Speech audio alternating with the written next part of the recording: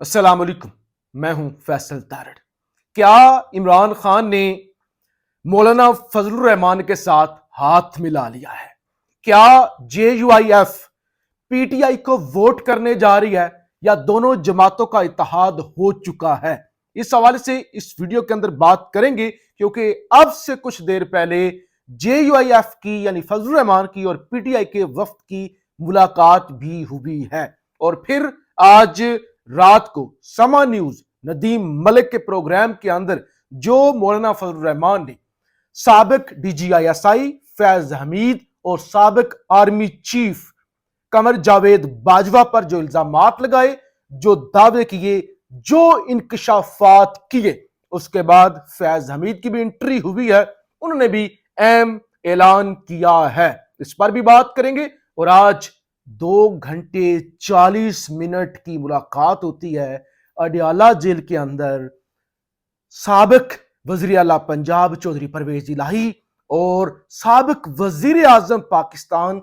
चौधरी शुजात हुसैन, उनके बेटे, उनकी बहनें, उनके बाकी भाई, यानी पूरा टब्बर जाता है परवेज इलाही से मिलने के लिए। 2 घंटे 40 मिनट की लंबी मुलाकात। क्या आज पूरा दिन हुआ, इस हवाले से बात करेंगे। देखिए, सबसे पहले नदीम मलिक को इंटरव्यू दिया मौलाना साहब ने, और खास तौर पे इस इंटरव्यू की हाइप और इस इंटरव्यू इसलिए भी अहम था क्योंकि मौलाना साहब कल एक प्रेस कॉन्फ्रेंस कर चुके थे जिसमें उन्होंने इस हुकूमत को मानने से, इस इलेक्शन को मानने से इनकार किया था। आज फिर सबसे पहले असद कैसर साहब गए मौलाना फजलुर रहमान से मिलने के लिए, और उसके बाद उन्होंने कहा कि हम रात के 9 बजे या 10 बजे के करीब एक वफ्द की सूरत में आपसे मुलाकात करेंगे। और खास तौर पे उससे पहले 8 बजे के प्रोग्राम के अंदर एक बड़ा तोहफा, एक बड़ा, आप कहते हैं एक बड़ी सलामी मौलाना फजलुर रहमान इमरान खान को दे चुके थे। एक बहुत बड़ा तोहफा जिसके अंदर वो कह चुके थे इमरान खान की हुकूमत गिराने में, इमरान खान के खिलाफ अदम एतमाद लाने में जो मरकजी किरदार था वो फैज हमीद का था और वो कमर जावेद बाजवा का था। कमर बाजवा ने स्टेज सेट किया, कमर बाजवा ने सबको इकट्ठा किया, कमर बाजवा ने पीपल्स पार्टी को लीडिंग रोल दिया, कमर बाजवा ने शहबाज शरीफ को वजीर आजम बनाया।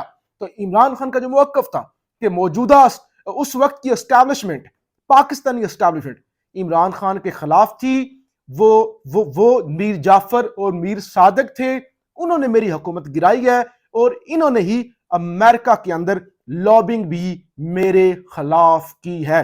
तो इतना ही बड़ी फेवर, इस हद तक इमरान खान पर वो जो लगे हुए दाग थे उसको धोना फजलुर रहमान की जानब से, और उसके बाद फिर PTI के वफ्द का फजलुर रहमान की रहायशगाह इस्लामाबाद पहुंचना। तो ये बड़ी डेवलपमेंट है, बड़ी डेवलपमेंट, बल्कि बहुत बड़ी। देखिए पिछले कई सालों से PTI के जलसों के अंदर नारे लगे, डीजल डीजल डीजल डीजल। ये नारे आपने सुने। फजलुर रहमान पर जो जो तनकीद हुई, PTI की जानब से जो जो अल्फाज इस्तेमाल किए गए, वो शायद किसी सियासतदान के बारे में आज तक इस्तेमाल हुए हों।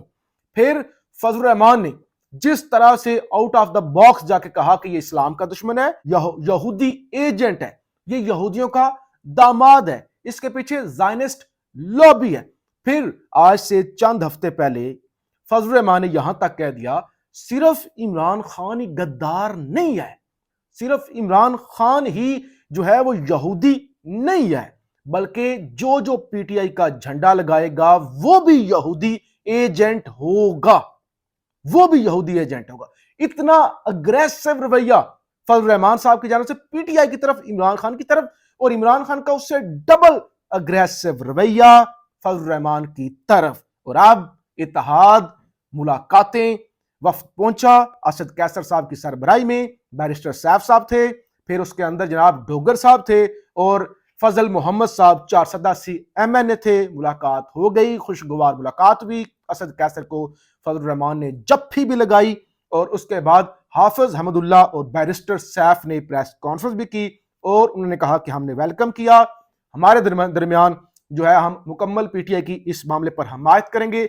बानी PTI ने जो वफ्द भेजा है हम इसको वेलकम करते हैं। और इसके बाद कुछ खबरें चली कि जनाब مولانا فضل الرحمان اور تحریک انصاف کے درمیان تمام معاملات طے ہو گئے۔ پی ٹی آئی وفد نے مولانا فضل الرحمان کو عمران خان کا پیغام پہنچایا اور الیکشن میں دھاندلی کے خلاف تحریک انصاف کے ساتھ مشترکہ تحریک چلانے کی پیشکش کی، جو مولانا نے منظور کر لی۔ مولانا وزیر اعظم کے لیے عمر ایوب کو ووٹ دیں گے۔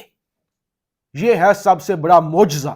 اگر یہ خبر سچ ہے، اگر مولانا ایسا کرتے ہیں تو یہ میں سمجھتا ہوں کہ اس صدی کا سب سے بڑی خبر ہوگی کہ Fazl ur Rehman Imran Khan P T I کے وزیر اعظم کو ووٹ دیں گے۔ تو یہ ایک بڑی چیز ہے کہ دیکھیے اتنے زیادہ مخالف، سخت مخالف نظریاتی، پھر ایک دوسرے دونوں کا ٹوٹلی نیریٹیو مخالف، بیانیہ مخالف، اور آج دونوں اکٹھے ہو گئے ایک مشترکہ ایجنڈے پر کہ الیکشن کے اندر دھاندلی ہوئی ہے، شہباز شریف کو مسلط کیا جا رہا ہے اور پی ٹی آئی کا مینڈیٹ چھینا گیا ہے۔ تو یہ تو ایک چیز ہوگی۔ پھر دوسری بات، جو فضل الرحمان نے الزامات لگائے فیض حمید پر، تو سوالات اٹھتے ہیں کہ جب عدم اعتماد آئی، جب یہ سب کچھ ہو رہا تھا، اس وقت D G I S I فیض حمید نہیں تھے، بلکہ اس وقت D G I S I تھے ندیم انجم صاحب۔ اس وقت فیض حمید صاحب کور کمانڈر پشاور تھے، تو انہوں نے فیض حمید کا نام کیوں لیا؟ یہ سوالات اٹھ رہے تھے۔ پھر جناب ارشاد بھٹی نے ایک ٹویٹ کیا اور انہوں نے فیض حمید کے حوالے سے جو ہے وہ وضاحت پیش کی۔ مولانا کے بیان پر جنرل فیض حمید کا رد عمل، یہ ارشاد بھٹی نے لکھا، مولانا صاحب بھول رہے ہیں کہ جب تحریک عدم اعتماد آئی تب میں کور کمانڈر پشاور تھا۔ میں 21 نومبر کو اسلام آباد سے چلا گیا تھا۔ میں ایسی کسی بات کے لیے جنرل باجوہ کے ساتھ نہیں گیا اور نہ ہی اس معاملے پر مجھے کوئی علم ہے۔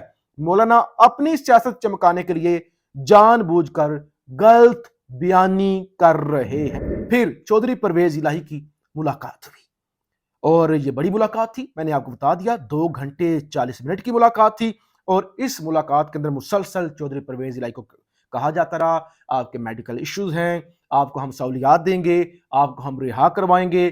اس سے پہلے بھی 3-4 ملاقاتیں ایسی ہو چکی ہیں، اور ہم آپ کو کہتے ہیں، آفر کرتے ہیں واپس آ جائیں، کاف لیگ کے اندر شمولیت اختیار کر لیں، کیوں ذلیل ہو رہے ہیں، حکومت شہباز شریف کی آ رہی ہے تو آپ ہمارے ساتھ آ جائیں۔ تو چودھری پرویز الہی نے جو سرپرائز دیا، چودھری پرویز الہی نے کہا پہلے تو ساڑیاں سیٹاں واپس کرو، پہلے تو ہماری سیٹیں واپس کریں۔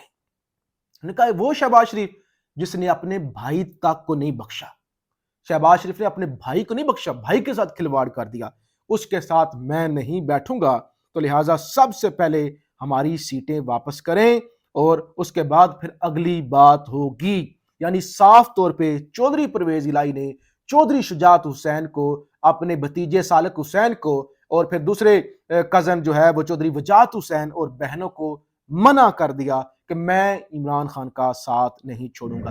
اس ساری صورتحال میں قاسم سوری بھی میدان میں آئے، انہوں نے کہا کہ اللہ نے مجھے سرخرو کیا ہے، میں نے جو رولنگ دی تھی وہ بالکل ٹھیک دی تھی، کیونکہ یہ کسی سیاسی یا آئین کی بنیاد پہ عدم اعتماد نہیں لائی جا رہی تھی، بلکہ یہ ایک سازش تھی اس وقت کی حکومت کے خلاف۔ تو معاملہ بڑا دلچسپ ہے، لوگ مختلف طرح کے سوالات اٹھا رہے ہیں۔ مولانا فضل الرحمان ایسے ہی ایکٹیو نہیں ہو سکتے، ہو سکتا ہے ابھی کی اسٹیبلشمنٹ نے مولانا فضل الرحمان کو ایکٹیویٹ کیا ہو، کیونکہ مینڈیٹ جو ہے وہ نہیں ملا نون لیگ کو یا پیپلز پارٹی کو، تو ہو سکتا ہے ایک پریشر بنا کے پھر دوبارہ مینڈیٹ واپس کرنے کا پلان ہو، ایک فیس سیونگ اسٹیبلشمنٹ چاہتی ہو، تو اس لیے بھی یہ سب کچھ ہو سکتا ہے۔ آپ کا اس حوالے سے کیا خیال ہے؟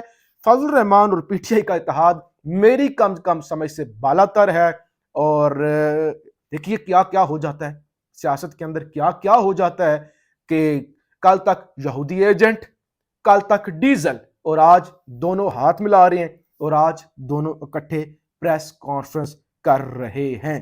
تو اس سے آپ لوگوں کو بھی سوچنا چاہیے کہ کسی بھی جذبات میں نہیں آنا چاہیے، سیاست کو سیاست ہی سمجھنا چاہیے، جذبات میں آ کے دشمنی نہیں کرنی چاہیے۔ جب زرداری اور شہباز ہاتھ ملا سکتے ہیں، جب عمران اور فضل الرحمان ہاتھ ملا سکتے ہیں، تو پاکستانیوں کو بھی کسی بھی انتہا پر نہیں جانا چاہیے۔ بہرحال فضل الرحمان کا اس قدر غصہ ہونا، فیض حمید کو رگڑنا، باجوہ کو رگڑنا، موجودہ اسٹیبلشمنٹ کو کچھ نہ کہنا، کوئی انکشاف نہ کرنا، اس حوالے سے یہ بھی ایک بڑا سوالیہ نشان ہے.